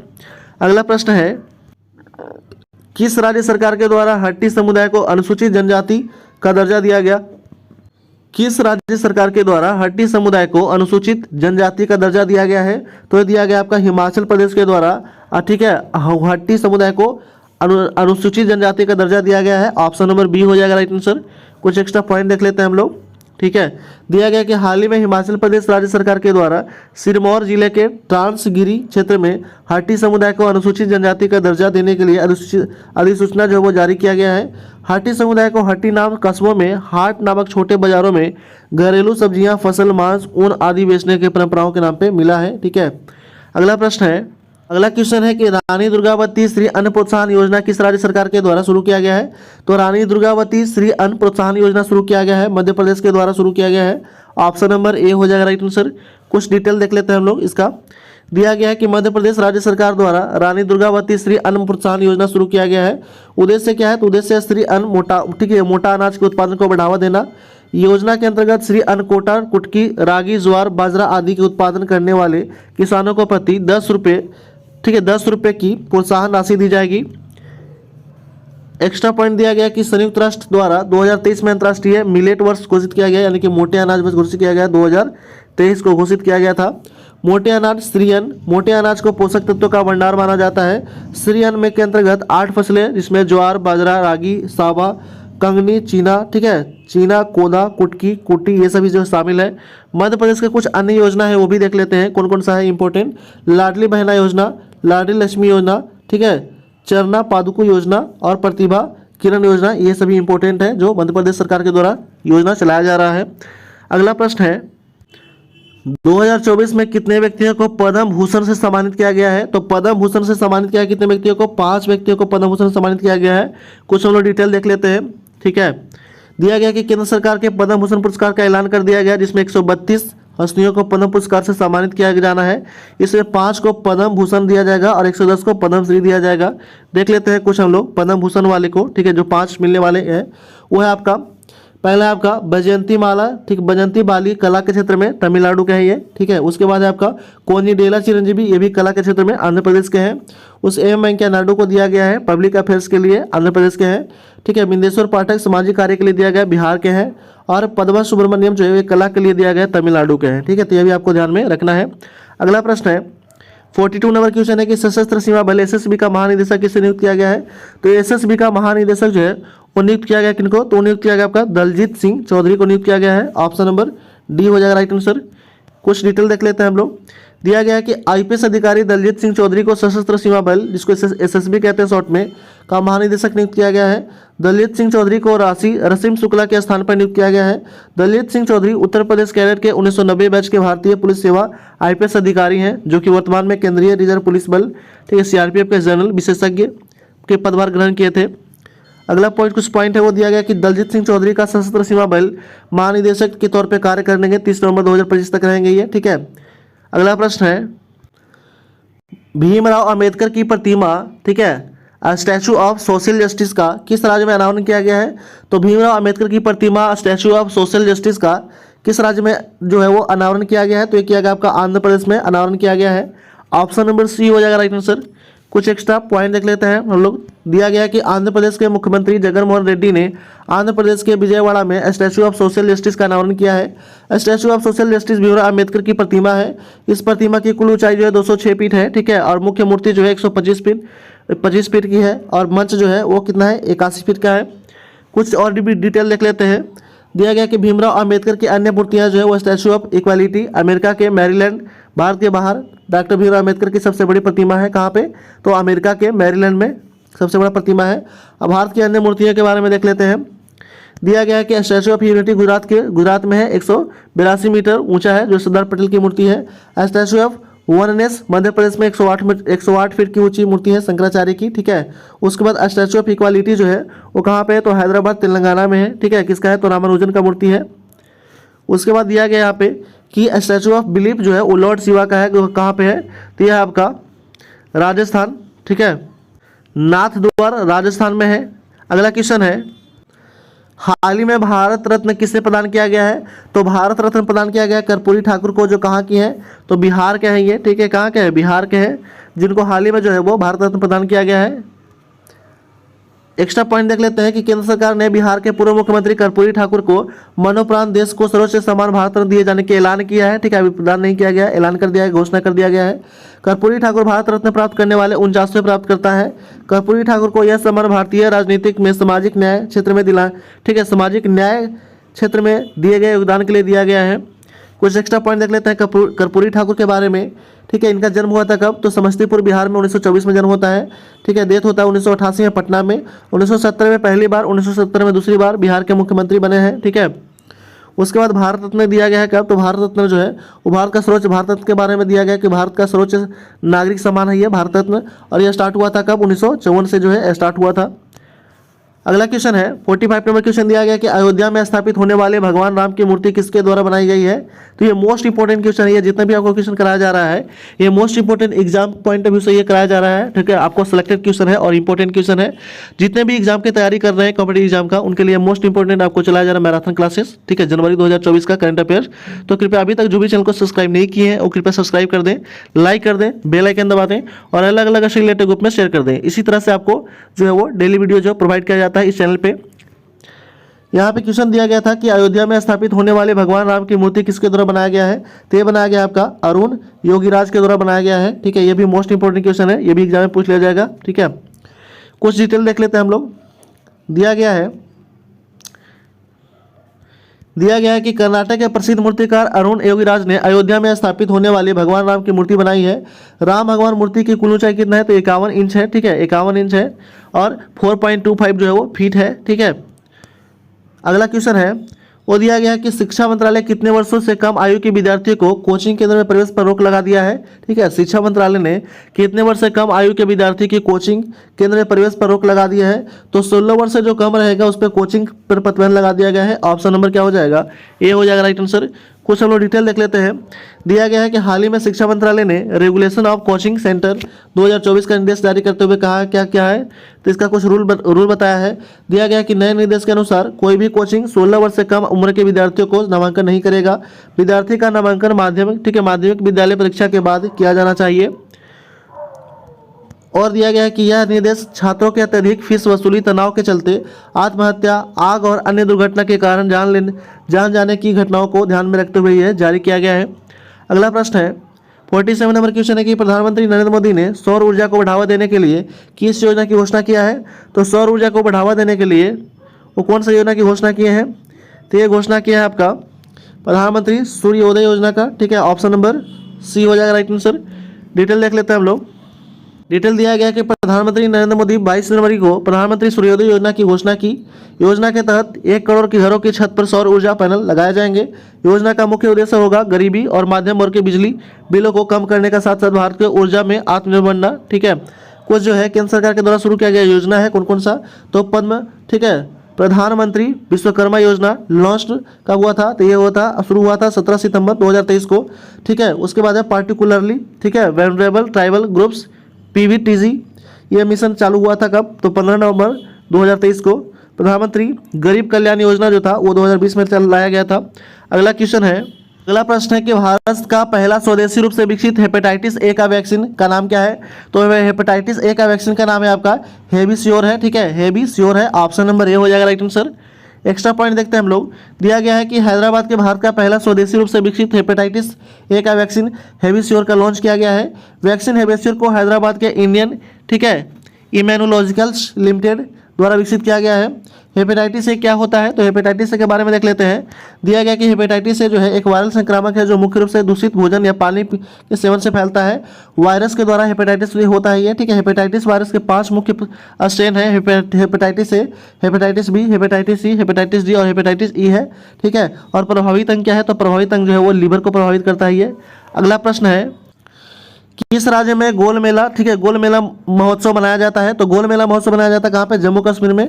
Jammu Kashmir, option number C हो जाएगा राइट आंसर, जहाँ पे गोल मेला जो है महोत्सव मनाया जाता है। डिटेल देख लेते हैं हम लोग। दिया गया है कि जम्मू कश्मीर के उधमपुर जिले में स्थित जगन्नाथ मंदिर के गोल मेला आयोजन किया जाता है। गोल मेला जम्मू कश्मीर राज्य का सांस्कृतिक और धार्मिक उत्सव है, ठीक है, ये भी ध्यान रखिएगा। कुछ इंपॉर्टेंट मेला है, गोल मेला के बारे में देख लेते हैं। गोल मेले में का आयोजन हर वर्ष में 2 बार किया जाता है। भक्तों का, ठीक है, भक्तों का मानना है कि आज से रात का समय कम होने लगता है और दिन का समय बढ़ने लगता है, इसकी वजह से मनाया जाता है, ठीक है। जम्मू कश्मीर में कुछ अन्य उत्सव के बारे में देख लेते हैं। ट्यूलिप उत्सव जो है ये मनाया जाता है, शिकारा उत्सव, गुरेज उत्सव और खीर भवानी मेला, ये सभी कहाँ मनाया जाता है, तो ये मनाया जाता है जम्मू एंड कश्मीर में मनाया जाता है, ठीक है। अगला प्रश्न है पोलो उमर गिरी पुरस्कार 2023 में किसे दिया गया है, ठीक है। तो पोलो उमर गिरी पुरस्कार 2023 जो है वो दिया गया था किनको, ये दिया गया शुभम गिल को दिया गया है। ऑप्शन नंबर बी हो जाएगा राइट आंसर। कुछ डिटेल देख लेते हैं हम लोग। दिया गया है कि 23 जनवरी 2024 को हैदराबाद में BCCI अवार्ड 2024 प्रदान किया गया है। कुछ अवार्ड देख लेते हैं, इंपॉर्टेंट अवार्ड दिया गया है वो क्या क्या है, ठीक है। तो पॉली उमर गिर पुरस्कार 2023 में दिया गया शुभम गिल को। सेकेंड आईडी पुरस्कार लाइफ टाइम अचीवमेंट पुरस्कार रवि शास्त्री को दिया गया है। पॉली उमर गिर पुरस्कार, ठीक है, और दिया गया सर्वश्रेष्ठ क्रिकेटर को प्रदान किया जाता है। शुरुआत हुआ था कब? 2006-7 में। पहला विजेता कौन है? तो पहला विजेता था इनका, इसका जो थे पहला विजेता वो सचिन तेंदुलकर थे। सर्वाधिक विजेता विराट कोहली 5 बार। क्रिकेट सिक्के नायडू सम्मान में क्रिकेट के आजीवन योगदान के लिए दिया जाता है। ठीक है, इसका शुरुआत हुआ था 1994 में। प्रथम विजेता थे आपका लाला अमरनाथ थे। ठीक है, अगला प्रश्न देखते हैं हम लोग। अगला प्रश्न दिया गया है कि 24 जनवरी को कौन सा दिवस मनाया जाता है? तो 24 जनवरी को मनाया जाता है आपका राष्ट्रीय बालिका दिवस मनाया जाता है 24 जनवरी को। ऑप्शन नंबर सी हो जाएगा राइट आंसर। कुछ डिटेल देख लेते हैं। दिया गया है कि राष्ट्रीय बालिका दिवस हर साल 24 जनवरी को मनाया जाता है। राष्ट्रीय बालिका दिवस की शुरुआत 2008 में महिला और बाल विकास मंत्रालय भारत सरकार के द्वारा किया गया था। बालिकाओं के उनके अधिकारों के प्रति जागरूकता करने के लिए उद्देश्य क्या था? तो बालिकाओं के उनके अधिकारों के प्रति जागरूकता करना, बालिकाओं के साथ होने वाले भेदभाव के बारे में सभी लोगों को जागरूक बनाना, लौकिक समानता, बालिका शिक्षा के महत्व, स्वास्थ्य और पोषण के प्रति जागरूक बढ़ाना था। ठीक है, अगला प्रश्न है, दिया गया है कि विंग्स इंडिया 2024 में सर्वश्रेष्ठ हवाई अड्डा का पुरस्कार किसने जीता है? तो विंग्स इंडिया 2024 में सर्वश्रेष्ठ हवाई अड्डे का पुरस्कार जीत लिया है कौन? तो आपका दिल्ली हवाई अड्डा जीता है। ऑप्शन नंबर ए हो जाएगा राइट आंसर। डिटेल देख लेते हैं। दिया गया है कि हाल ही में केंद्रीय नागरिक उड्डयन मंत्री ज्योतिरादित्य सिंधिया ने विंग्स इंडिया अवार्ड 2024 प्रदान किया है। सर्वश्रेष्ठ हवाई अड्डा पुरस्कार में बेंगलुरु और दिल्ली हवाई अड्डे को संयुक्त रूप से दिया गया है। विस्तारा टाटा एयरलाइन लिमिटेड को वर्ष की सर्वश्रेष्ठ एयरलाइन पुरस्कार दिया गया है। अगला पॉइंट है वो दिया गया है कि आपका एयर इंडिया एक्सप्रेसवे, ठीक है, एक्सप्रेस को स्थिरता चैंपियन घोषित किया गया है। विंग्स इंडिया अवार्ड विमानन क्षेत्र में सर्वश्रेष्ठ प्रथाओं और नवाचार के लिए दिया जाता है। अगला प्रश्न है 53 नंबर क्वेश्चन दिया गया कि 23 जनवरी को किसके सम्मान में पराक्रम दिवस मनाया जाता है? तो ये मोस्ट इंपोर्टेंट क्वेश्चन है कि पराक्रम दिवस जो है वो मनाया जाता है 23 जनवरी को, लेकिन किसके सम्मान में? तो ये मनाया जाता है सुभाष चंद्र बोस के सम्मान में मनाया जाता है। ऑप्शन नंबर ए हो जाएगा राइट आंसर। फिर डिटेल देख लेते हैं। दिया गया है कि भारत सरकार द्वारा नेताजी सुभाष चंद्र बोस जन्म दिवस के रूप में 23 जनवरी को पराक्रम दिवस मनाया जाता है। पराक्रम दिवस 2024 का आयोजन लाल किला नई दिल्ली में किया गया। ठीक है, इसका आयोजन किया जाएगा। प्रधानमंत्री नरेंद्र मोदी द्वारा पराक्रम दिवस 2024 का उत्सव का उद्घाटन करेंगे। लाल किला परिसर में सुभाष चंद्र बोस संग्रहालय बोस, जिसका उद्घाटन प्रधानमंत्री मोदी ने नए साल 2019 में नेताजी के जन्म दिवस पे अवसर पे किया था। पराक्रम दिवस के बारे में देख लेते हैं। पराक्रम दिवस जो है वो स्टार्ट हुआ था 2021 से। साल 2021 में उद्घाटन समारोह कोलकाता के विक्टोरिया मेमोरियल हॉल में हुआ था। साल 2022 में पराक्रम दिवस इंडिया गेट पर नेताजी की होलोग्राम प्रतिमा का अनावरण किया गया था। ठीक है, कुछ एक्स्ट्रा पॉइंट और दिया गया है। साल 2023 में पराक्रम दिवस अंडमान और निकोबार द्वीप समूह में 21 सबसे बड़े अनाम द्वीप का नाम 21 जो है परमवीर चक्र पुरस्कार विजेताओं के नाम पे रखा गया है। ठीक है, 21 द्वीपों का नाम। अगला क्वेश्चन है वो दिया गया कि आदित्य विजय ब्राह्मणों को मरणोपरांत वीरता के लिए प्रधानमंत्री राष्ट्रीय बाल पुरस्कार 2024 दिया गया है। तो आदित्य विजय ब्राह्मणों का संबंध किस राज्य से है? तो आदित्य विजय ब्राह्मणों का जो संबंध है वो है आपका किस राज्य से? तो वो संबंधित है आपका महाराष्ट्र राज्य से संबंधित है। ऑप्शन नंबर सी हो जाएगा राइट आंसर। एक्स्ट्रा पॉइंट देख लेते हैं। दिया गया कि हाल ही में कुल 19 बच्चों को असाधारण उपलब्धियों के लिए प्रधानमंत्री राष्ट्रीय बाल पुरस्कार 2024 की घोषणा किया गया है। इस वर्ष महाराष्ट्र के आदित्य विजय ब्राह्मणों को मरणोपरांत वीरता के लिए प्रधानमंत्री राष्ट्रीय बाल पुरस्कार 2024 प्रदान किया गया है। अगला पॉइंट है वो है कि 2024 में कुल 19 बच्चों को 9 लड़के और 10 लड़कियां शामिल हैं। इस वर्ष बहादुरी, विज्ञान और प्रौद्योगिकी तथा नवाचार श्रेणी में एक बच्चे को, ठीक है, एक बच्चे को समाज सेवा की श्रेणी में, 4 बच्चों को, ठीक है, खेल की श्रेणी में और 5 बच्चों को कला और संस्कृत की श्रेणी में, 7 बच्चों को यह पुरस्कार जो है वो दिया गया है। प्रधानमंत्री के द्वारा दिया गया पुरस्कार देख लेते हैं। प्रधानमंत्री इस राष्ट्रीय बाल पुरस्कार 2024 के प्रमुख विजेता जो है वो कौन रहे थे? तो वीरता में रहा था आदित्य विजय ब्राह्मण, ठीक है, महाराष्ट्र के मरणोपरांत। नवाचार में सुहानी चौहान दिल्ली की है। विज्ञान प्रौद्योगिकी में आर्यन सिंह राजस्थान के हैं। खेल में जेसिका नियार सिंह अरुणाचल प्रदेश के हैं। खेल में कौन है? तो नील थोई चम्बान जो जूडो में है, मणिपुर के हैं। ठीक है, प्रधानमंत्री राष्ट्रीय बाल पुरस्कार जो है वो उसके बारे में देख लेते हैं कि 5 से 18 वर्ष के आयु के वर्ग के बच्चों को दिया जाता है। यह बच्चों के लिए भारत के सर्वोच्च नागरिक सम्मान है। स्टार्ट हुआ था कब? तो 2018 से स्टार्ट हुआ था। ठीक है, प्रधानमंत्री बाल पुरस्कार। और यह दिया जाता है किसके लिए? तो प्रदान करता है ये बहादुरी, कला, संस्कृत और पर्यावरण, नवाचार, विज्ञान प्रौद्योगिकी, सामाजिक सेवा और खेल आदि क्षेत्रों में दिया जाता है। अगला क्वेश्चन है वो दिया गया कि हाल ही में किस देश के फारसी भाषा को नई शिक्षा नीति 2020 के तहत शास्त्रीय भाषा का दर्जा देने का घोषणा किया गया है। ठीक है, हाल ही में किस देश ने फारसी भाषा को नई शिक्षा नीति 2020 के तहत शास्त्रीय भाषा का दर्जा देने का घोषणा किया गया है? तो ये घोषणा किया है ईरान ने। ऑप्शन नंबर ए हो जाएगा राइट आंसर। एक्स्ट्रा पॉइंट देख लेते हैं। दिया गया है कि हाल ही में विदेश मंत्री एस जयशंकर ने कहा कि नई शिक्षा नीति 2020 के तहत फारसी भाषा को शास्त्रीय भाषा के रूप में शामिल किया जाएगा। फारसी भाषा एक इंडो यूरोपियन भाषा है। यह मुख्य रूप से ईरान में रहने वाले फारसी लोगों के द्वारा बोली जाती है। एक्स्ट्रा पॉइंट दिया गया है कि फारसी भाषा को शास्त्रीय भाषा का दर्जा देने का उद्देश्य भारत का और ईरान के बीच सांस्कृतिक संबंधों को गहरा करना है। ठीक है, भारत की शास्त्रीय भाषा कौन कौन सा है वो देख लेते हैं। तो भारत का जो शास्त्रीय भाषा है वो है कौन सा है, तो ऐसी भाषाएं होती है जिनका कम से कम 1500 से 2000 वर्ष पुराना इतिहास हो और इसका उपयोग सांस्कृतिक ग्रंथों में किया जाता हो। संविधान के अनुसूची 8 में 6 भाषाओं के शास्त्रीय भाषा का दर्जा दिया गया है। ये भी आपको ध्यान में रखना है। एक्स्ट्रा पॉइंट है कि वर्ष 2004 में तमिल भाषा का सबसे पहले भारत में शास्त्रीय भाषा का दर्जा दिया गया था। तमिल भाषा मुख्य रूप से दक्षिण भारत का श्रीलंका में बोली जाती है। बाद में 2005 में संस्कृत भाषा, 2008 में कन्नड़ को और तेलुगु भाषा को 2013 में, मलयालम को 2014 में, उड़िया को संस्कृति साहित्य में दर्जा दिया गया है। ये भी आपको ध्यान में रखना है। अगला प्रश्न है वो दिया गया है कि वर्ष 2023 के लिए ICC men's T20 international cricket of the year पुरस्कार से किसे सम्मानित किया गया है। तो ये दिया गया है किसको, तो ये दिया गया है आपका, ये दिया गया है सूर्य कुमार यादव को दिया गया है। ऑप्शन नंबर डी हो जाएगा राइट आंसर। कुछ एक्स्ट्रा पॉइंट दिया गया है, देख लेते हैं। 24 जनवरी 2024 को आईसीसी द्वारा 2023 के लिए ICC men's and women T20 international cricket of the year का घोषणा किया गया है। भारत के बल्लेबाज सूर्य कुमार यादव को लगातार दूसरी बार आईसीसी ने T20 player of the year का अवार्ड दिया गया है। कुछ एक्स्ट्रा पॉइंट और दिया गया है यहाँ पे कि ICC men's T20 international cricket of the year 2023 जो है वो सूर्य कुमार यादव को दिया गया है। ICC men's ICC women T20 international cricket of the year 2023 का ये दिया गया आपका हाईलैंड मैथिस को दिया गया जो वेस्ट इंडीज के हैं। ठीक है, आईसीसी मेंस एसोसिएट क्रिकेट 2023 दिया गया है बास डे लेडे को, ठीक है, जो नीदरलैंड की है। कुछ और भी दिया गया यहाँ पे एक्स्ट्रा पॉइंट है वो है कि ICC women associate cricket of the year 2023 ये दिया गया आपका क्विंटोर एबेल को दिया गया जो केनिया की है। अगला क्वेश्चन है, अगला प्रश्न है कि जनवरी 2024 में किस राज्य में ऑरेंज उत्सव 2024 मनाया गया है। तो ऑरेंज उत्सव 2024 मनाया गया कहाँ पे, नागालैंड में मनाया गया है ऑरेंज उत्सव 2024। ऑप्शन नंबर डी हो जाएगा राइट आंसर। कुछ एक्स्ट्रा पॉइंट देखते हैं हम लोग। दिया गया है कि नागालैंड के कोहिमा जिले के रुसोमा गांव में 24 से 25 जनवरी 2024 को ऑरेंज फेस्टिवल 2024 का चौथा संस्करण आयोजित किया गया है। ऑरेंज फेस्टिवल 2024 का आयोजन बागवानी, कृषि, ग्रामीण और विकास, भूमि संसाधन, कोहिमा स्मार्ट सिटी विभाग के द्वारा जो है वो किया जा रहा है। दिया गया कि ऑरेंज फेस्टिवल का आयोजन मुख्य उद्देश्य राज्य में ऑरेंज की खेती को बढ़ावा देना है, इसका मुख्य उद्देश्य है। अगला क्वेश्चन है 58 नंबर क्वेश्चन दिया गया है कि किस राज्य को कानुमो, ठीक है, कानुमा त्यौहार मनाया जाता है। तो ठीक है, तो कानुमा त्यौहार मनाया जाता है कहाँ पे, तेलंगाना में कानुमा त्यौहार मनाया जाता है। कुछ एक्स्ट्रा पॉइंट देखते हैं हम लोग। कानुमा त्यौहार का संबंध पशुओं से है। इस अवसर पर राज्य के लोग मवेशियों और कृषि उपकरणों की पूजा करते हैं। हिंदू पौराणिक मान्यताओं के अनुसार यह त्यौहार भगवान कृष्ण के सम्मान में मनाया जाता है क्योंकि कृष्ण भगवान ने गोकुलम गांव के लोगों को बाढ़ से बचाया था। कुछ एक्स्ट्रा जो है वो दिया गया पॉइंट है वो है कि तेलंगाना के अन्य उत्सव कौन सा है, तो बोनाल उत्सव, ठीक है, वतुकंपा उत्सव, पिरला पाडुंगा, पेगागट्टू यात्रा, ठीक है, पेदागट्टू जतारा और चित्रम्मा जतारा, ये सभी जो है कहाँ मनाया जाता है। तो ये उत्सव जो है सभी तेलंगाना में जो है वो मनाया जाता है। ये भी आपको ध्यान में रखना है। अगला प्रश्न है, अगला क्वेश्चन दिया गया है वो है कि संयुक्त राष्ट्र महासभा के 78वें अधिवेशन के अध्यक्ष कौन है।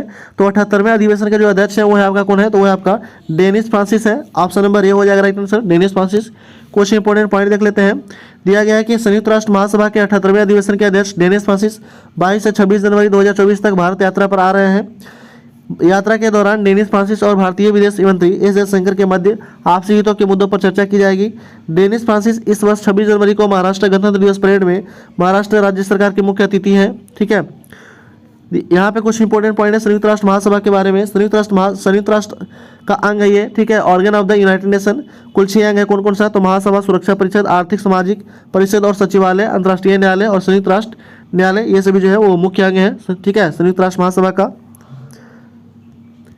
मुख्यालय कहाँ है, तो इसका हेडक्वार्टर जो है वो संयुक्त यूएनए का मुख्यालय है न्यूयॉर्क में। ठीक है, ऑफिशियल लैंग्वेज कौन कौन सा है, तो English, Chinese, Russian, French, Spanish और अरेबिक है। ये 6 जो है वो मुख्य जो इंपॉर्टेंट लैंग्वेज है वहाँ का ऑफिशियल लैंग्वेज है। अगला क्वेश्चन है अगला प्रश्न है कि टेनिस मेंस डबल रैंकिंग प्रथम स्थान पर पहुंचने वाले सबसे उम्रदराज खिलाड़ी कौन बने हैं?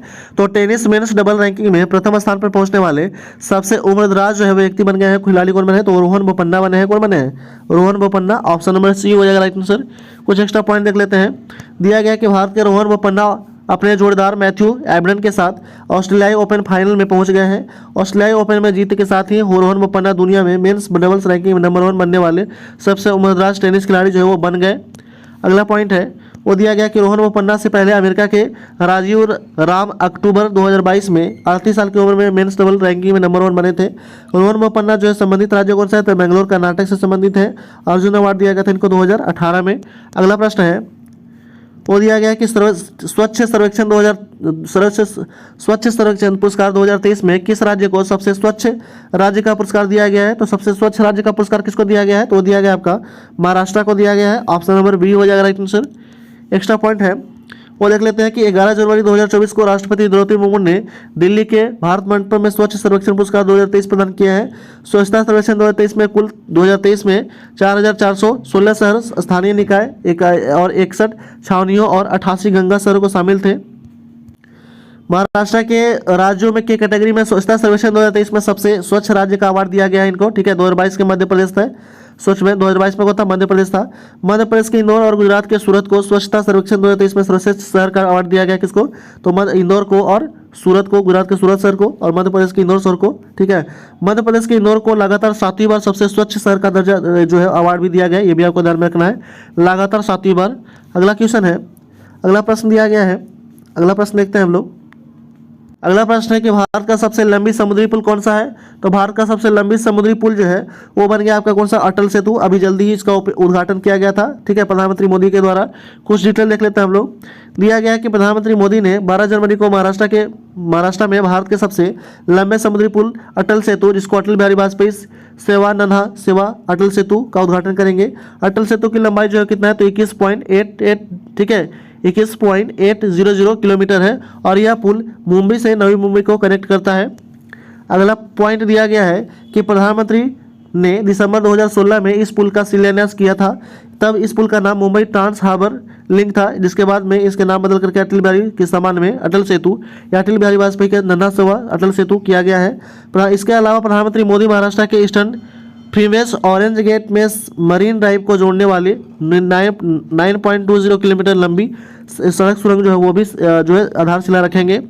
अगला क्वेश्चन है 63 नंबर क्वेश्चन दिया गया है कि किस फिल्म को सर्वश्रेष्ठ मोशन पिक्चर के लिए गोल्डन ग्लोबल अवार्ड 2024 जीता है? तो गोल्डन ग्लोबल अवार्ड 2024 जीता है कौन सा फिल्म? तो वो जीत लिया आपका कौन सा फिल्म है?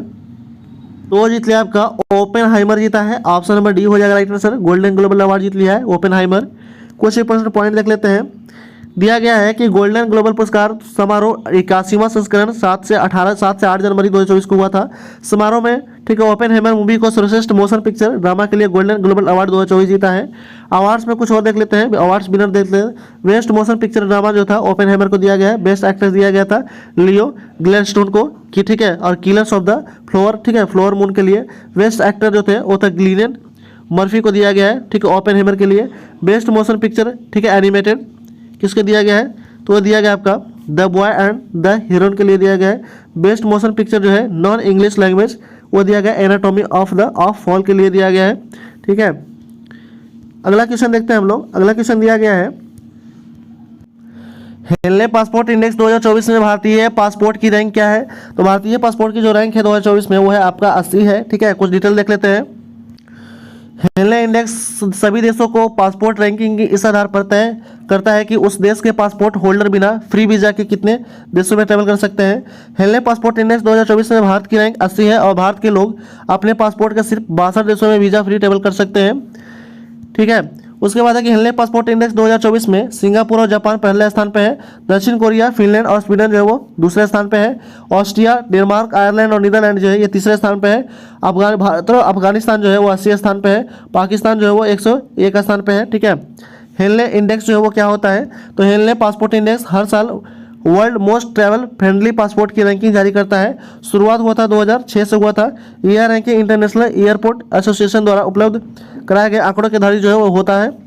अगला क्वेश्चन है वो दिया गया कि सूर्य पृथ्वी कक्षा लैग्रेंज पॉइंट, जिसको L1 कहते हैं, में अंतरिक्ष यान स्थापित करने वाला भारत का कौन सा देश बना है? तो भारत का जो है वो कौन सा देश बन गया है? तो ये बन गया आपका 4th देश बन गया है। ऑप्शन नंबर डी हो जाएगा राइट आंसर, चौथा देश बना है। कुछ एक्स्ट्रा पॉइंट देखते हैं। दिया गया कि इंडियन स्पेस रिसर्च ऑर्गेनाइजेशन, इसको शॉर्ट में कहते हैं इसरो, का पहला सूर्य मिशन आदित्य L1, ठीक है, 6 जनवरी 2024 को लैग्रेंज पॉइंट पर दाखिल हो गया है। ठीक है, कब हुआ है? तो 6 जनवरी को दाखिल हुआ है। भारत, अमेरिका, यूरोप और चीन के बाद सूर्य पृथ्वी कक्षा लैग्रेंज पॉइंट के अंतरिक्ष यान स्थापित करने वाला भारत का चौथा देश बन गया है। भारत जो है चौथा देश बना है। ठीक है, दिया गया कि आदित्य L1 मिशन भारत का पहला सूर्य मिशन है, जिसे 2 सितंबर 2023 को सतीश धवन अंतरिक्ष केंद्र श्रीहरिकोटा से PSLV XL से लॉन्च किया गया था। ठीक है, आदित्य L1 मिशन का उद्देश्य सूर्य के आसपास के वायुमंडल का अध्ययन करना है। ठीक है, लैग्रेंज पॉइंट है क्या, इसके बारे में थोड़ा सा देख लेते हैं कि लैग्रेंज पॉइंट वह क्षेत्र है जहां पृथ्वी और सूर्य के बीच गुरुत्वाकर्षण बल जो है वो दोनों की जगह शून्य हो जाता है। अगला क्वेश्चन है, वो दिया गया है कि हाल ही में भारत की सुचेता सतीश किस क्षेत्र में गिनीज विश्व रिकॉर्ड बनाया है? तो सुचेता सतीश जो है वो म्यूजिक में जो है वो गिनीज वर्ल्ड रिकॉर्ड बनाया है। कुछ डिटेल देख लेते हैं। दिया गया है कि हाल ही में भारत के केरल राज्य की सुचेता सतीश ने एक ही संगीत कार्यक्रम के सबसे अधिक भाषाओं में गाना गाकर गिनीज वर्ल्ड रिकॉर्ड बनाया है। कार्यक्रम में सुचेता सतीश 140 भाषाओं में गाना गाकर गिनीज विश्व वर्ल्ड रिकॉर्ड बनाया है। अगला पॉइंट है वो है कि यह कार्यक्रम दुबई में भारतीय वाणिज्य दूतावास में आयोजित किया गया था। हाल ही में बने अन्य गिनीज वर्ल्ड रिकॉर्ड जो है वो देख लेते हैं। दिया गया कि गुजरात के साल 2024 में पहले 108 स्थानों पर एक साथ सबसे अधिक लोगों के द्वारा सूर्य नमस्कार करके गिनीज वर्ल्ड रिकॉर्ड बनाया गया। ठीक है, ग्वालियर में 1200 से अधिक लोगों ने तबला बजा करके गिनीज वर्ल्ड रिकॉर्ड बनाया है। अगला क्वेश्चन है, अगला प्रश्न है कि निम्नलिखित में से किस दिन प्रवासी भारतीय दिवस मनाया जाता है?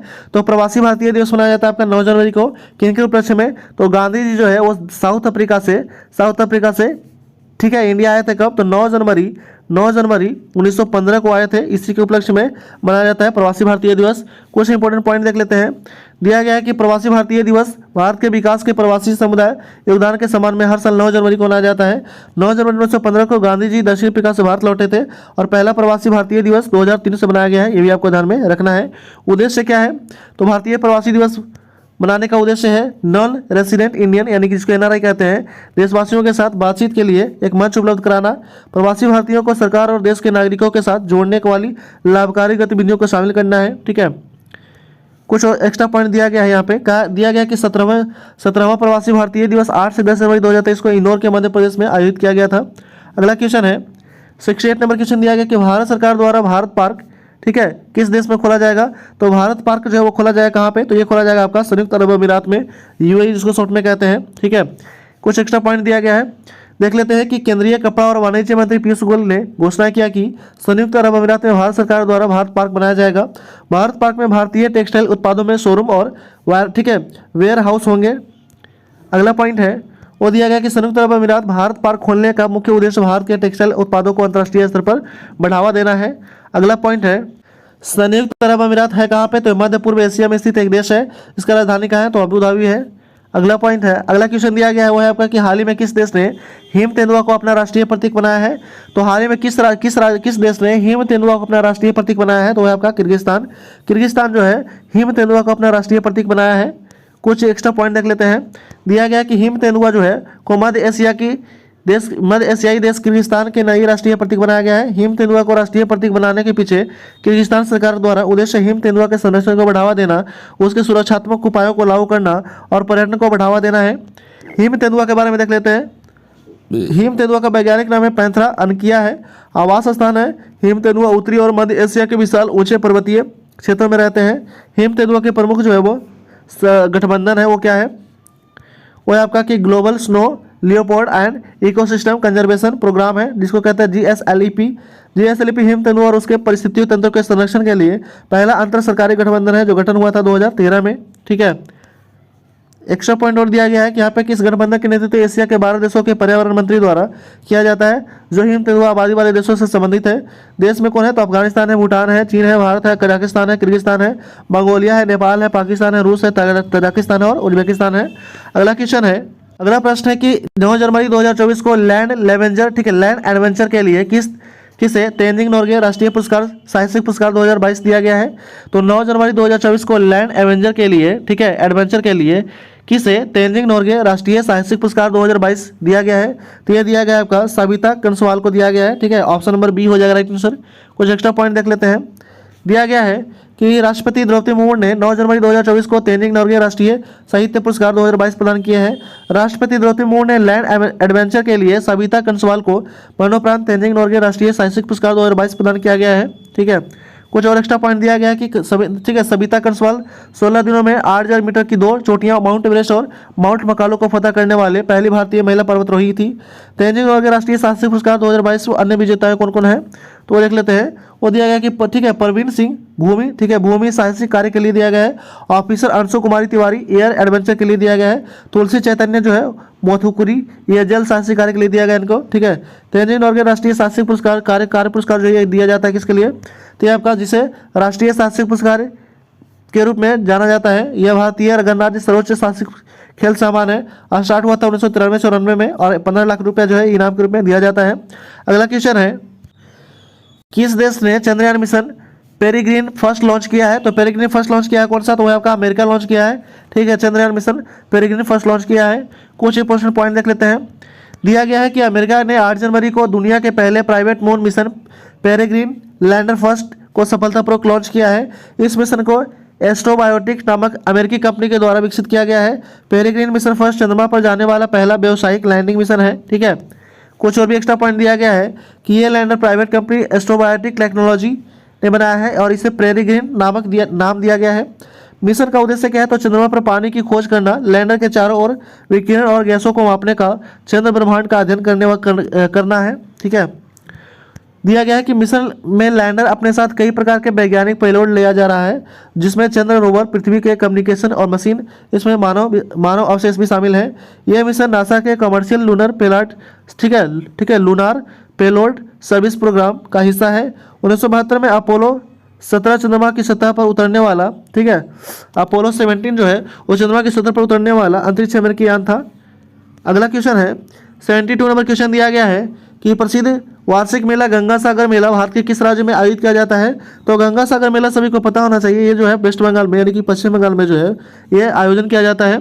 कुछ इंपॉर्टेंट पॉइंट देख लेते हैं। एक्स्ट्रा पॉइंट दिया गया है कि हर साल पश्चिम बंगाल के सागर द्वीप में गंगा सागर मेला आयोजित किया जाता है। वर्ष 2024 में यह मेला 8 जनवरी से 15 जनवरी तक आयोजित किया जाता है। गंगा सागर मेला पश्चिम बंगाल का सबसे बड़ा मेला है। ठीक है, ये भी ध्यान रखना है। यह मेला गंगा सागर द्वीप, बंगाल की खाड़ी और गंगा नदी का संगम पर लगता है। यह त्यौहार अपना संस्कृति और आध्यात्मिक महत्व रखता है। मेले के दौरान सभी शामिल लोग कपिल मुनि मंदिर पूजा करते हैं। अगला क्वेश्चन है 73 नंबर क्वेश्चन दिया गया कि हाल ही में 2024 में बांग्लादेश के प्रधानमंत्री शेख हसीना को किस कार्यकाल के लिए चुना गया है? ठीक है, तो बांग्लादेश के प्रधानमंत्री जो है शेख हसीना को किस कार्य के लिए चुना गया है? तो आपका 5वां कार्यकाल के लिए चुना गया। फिर से ऑप्शन नंबर सी हो जाएगा राइट आंसर। एक्स्ट्रा पॉइंट दिया गया है वो है कि वर्ष 2024 में हुए ठीक है बांग्लादेश में आम चुनाव में प्रधानमंत्री शेख हसीना की पार्टी अवामी लीग चुनाव जीत हासिल किया है। शेख हसीना अवामी लीग की नेता है जिन्हें 5वें कार्यकाल के लिए चुना गया है।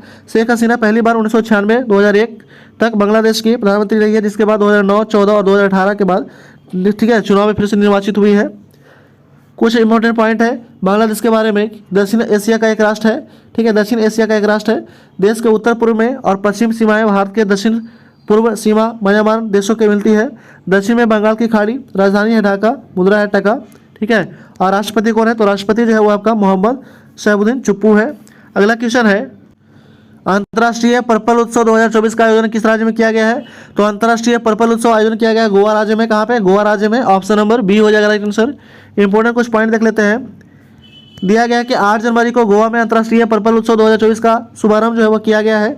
यह उत्सव 8 जनवरी से 13 जनवरी तक आयोजित किया जाएगा। अंतर्राष्ट्रीय पर्पल उत्सव दिव्यांग लोगों के साथ सशक्तिकरण के संबंधित है।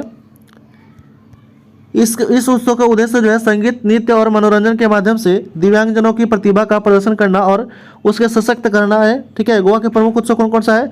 तो सिग्मो महोत्सव है, साओ जुआओ महोत्सव है और बोरंडा महोत्सव है। ठीक है, गोवा के बारे में कुछ देख लेते हैं।